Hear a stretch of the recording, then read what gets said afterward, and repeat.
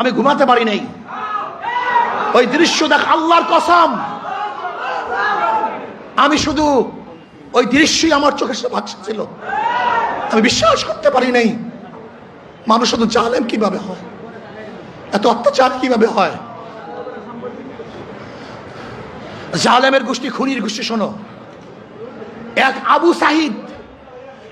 আবু সাইদের হত্যায় আওয়ামী লীগের মাসনাদকে ধ্বংস করে ফেলেছে। লিখে রাখো, 100 হত্যায় বিএনপির মাসনাদ তসনাদ হয়ে গেছে।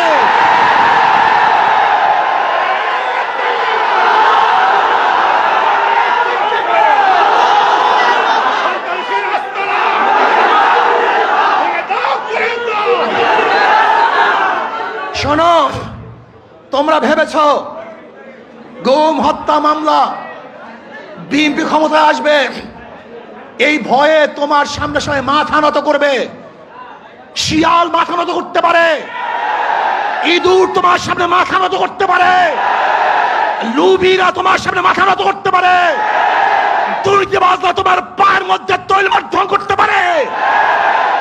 অবৈধ ক্ষমতা যারা স্বপ্ন দেখে তারা তোমার সামনে গিয়ে মাথা নত করতে পারে, কিন্তু বাঘ তোমার সামনে মাথা নত করবে না, সিংহ তোমার সামনে দুর্বল হবে না, আদর্শবান ব্যক্তিরা তোমাকে কোনো অবস্থাতেই পছন্দ করবে না।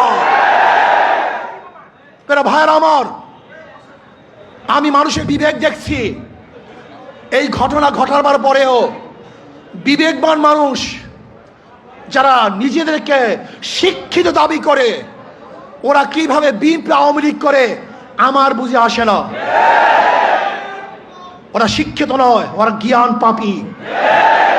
জ্ঞান পাপী ছাড়া এই দুর্নীতিবাজ ধর্ষক খুনিদের সাথে কোনো মানুষের সম্পর্ক থাকতে পারে না। আমি মনে করি এই আওয়ামী লীগ বিএনপি যারা করে তারা সবাই ধর্ষকের সমর্থক, খুনের সমর্থক, চাঁদার সমর্থক, দখলদারি সমর্থক। কোন ভদ্র মানুষ যাদের মধ্যে ভদ্রতা আছে, আদর্শবান যারা আদর্শ লালন করে, যারা জাতিকে মুক্তি দিতে চায়, এই বাংলাদেশকে গোটা দুনিয়ার সামনে উঁচু করতে চায়, তারা কোনো অবস্থাতে